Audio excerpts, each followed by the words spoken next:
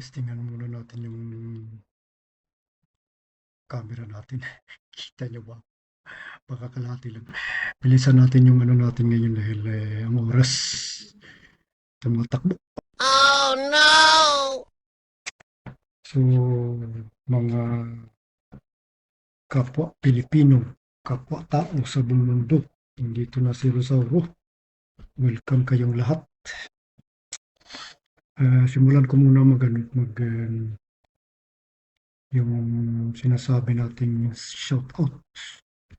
I-shout out ko lahat ng mga taong nagmo-motivate sa akin. Kahit yung mga hindi nagmo-motivate. Isa ka nang wala yung motivate sa ako rin may motivate sa ako. I motivate myself.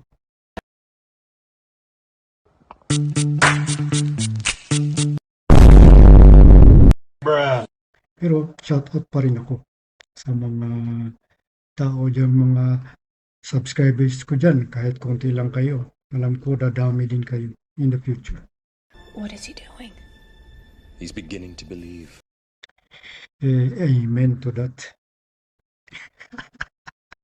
I wish pa more. Thank you.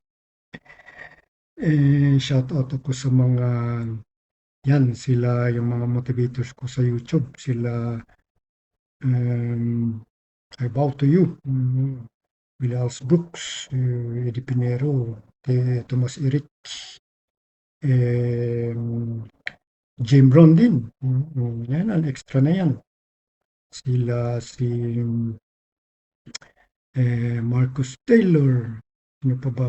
Jordan Peterson, sino pa ba? Ang dami yan. Lahat na yan sila. Motivators ko yan. Sa Motiversity sa YouTube, salamat. Thank you. Siyempre, una kong pinasalamatan yung Panginoon natin. Thank you, Lord.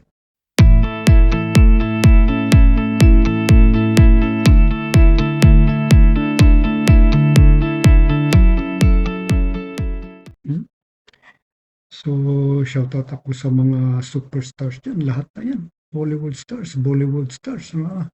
Galingan nyo uli. Galingan natin. Shoutout tayo sa pamilya natin, syempre. Huwag natin kalimutan. Shoutout ako sa inyo. Mga mahal ko sa buhay. Lahat-lahat na yan. Kahit yung mga half na mahal ko lang. Mahal ko pa rin. Shoutout ako lahat sa inyo mga supporter sa akin. Pero ako ang pinaka-biggest na supporter sa sarili ko. At syempre yung Panginoon. Kaming dalawa na. Whaley has landed several of those inside low kicks. Nagsusupport sa kapwa. So yun. Ayan na yung introduction ko. 3 minutes. Pagagal mo, Rosauro. Okay, ano na ba? Kalimutan. Cheers muna. Ito yung choice of Rosauro today. Ang word ni Rosauro. Ngayon. Itong papakita natin, i-exemplify yung sinasabi. Yung pahayag, bigyan mo ng example para maintindihan ko or maintindihan ng mga anak natin yung mga sinasabi natin, di ba?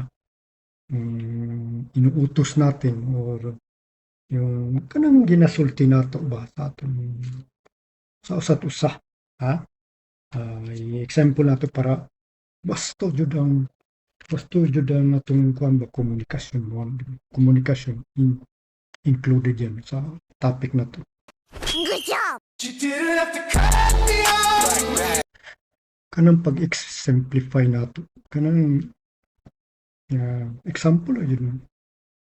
Nak, halika nga, utusan kita.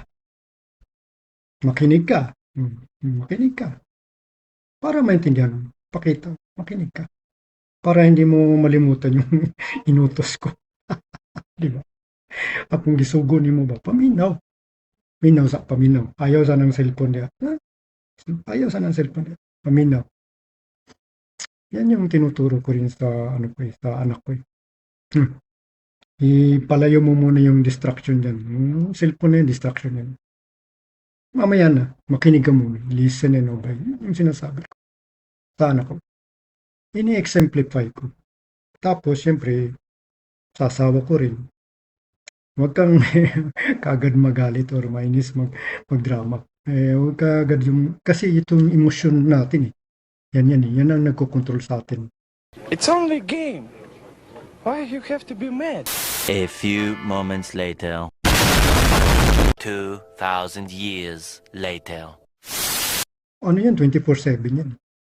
Pero paano natin i-discipline yung sarili natin, yung emosyon natin, paano natin yung behavior natin, yung kalooban natin, paano natin disiplinan, nandyan yan eh. Saka yung mga sinasabi kong mga garbo, yung mga pride, yung mga ganyan, yung mga yabang, yung lahat-lahat na yan included. Hindi, paliwanag natin sa ating anak. Yan dyan magsisimula sa bahay talaga. Anak, ito yung utos, makinig kang mabuti para ilista mo. Ito, basahin mo yan. Huwag mong dalhin yung cellphone mo. Delikado. Huwag mong dalhin yung cellphone mo. Yan mo yan sa bahay. Focus ka dito sa inutos ko. Yan ang gagawin mo.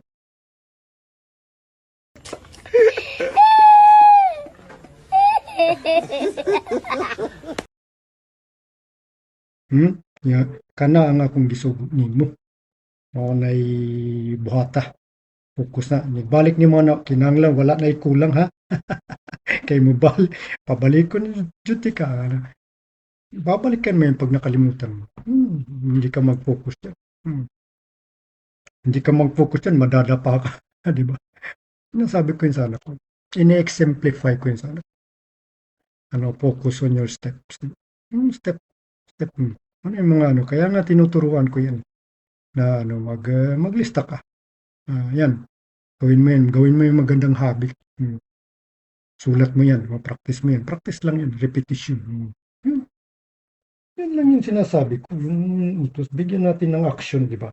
Bigyan natin ng action. Yung mga sadya natin. Yung sugo. Yung mga gituyo. Tuyo ba? Gituyo na ito pag sugo. Kana?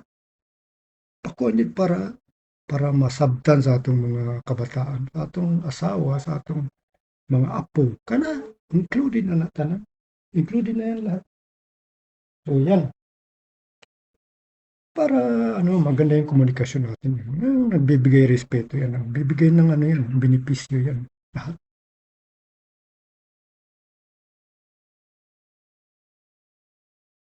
So, yan na yun. Short, 7 minutes. Naku, world record. O ito na, mga kabayan ha. Hindi man tayo nagdasal bago ako nagsimula. Pero ako nagdasal. Kailangan na, automatic na yan. Hindi na tayo magsabay-sabay magdasal. Pero araw-araw gawin yan. Kahit any time of the day, dasal kayo. Wala yan sa oras kailan ka magdasal. Magdasal kayo. Magpasalamat. Yun. So, yun. God bless and Godspeed in the name of Jesus. Ha? Amen to that. Yan na yung muna ng pulong ni Rosauro.